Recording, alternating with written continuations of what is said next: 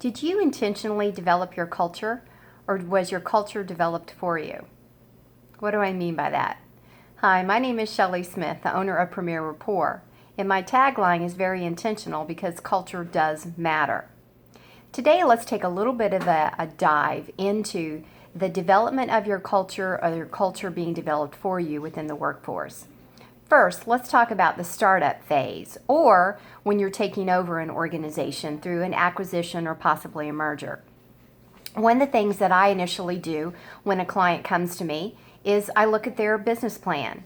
I find out, do they even have an original vision of what they wanted their culture to be? Many times that is completely negated, missed over, and not even talked about within a business plan. So number one in a startup is you do originally have to have some sort of a vision of how you want to see your culture come to life. But please realize that as you add on new individuals, because remember, culture is about people, as you add team members on, executive through the working staff, that culture will begin to shift and or be further defined. So it's a little bit of a chicken and egg.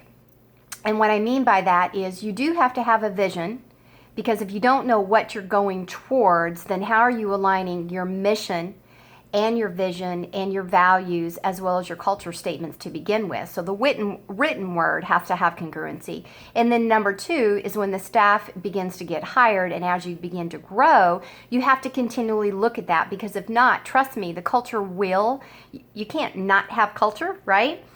Within your organization, it will begin to form. So the key is matching your daily habits of yourself, your entire leadership team, everyone in the organization. And I cannot stress enough, I mean everyone in the organization involved in ensuring that the actions are indeed aligning on a daily basis with the culture that you envisioned. So what do I mean by are you developing your culture, or is your culture developing itself? Please make sure you're doing it intentionally and that you're keeping that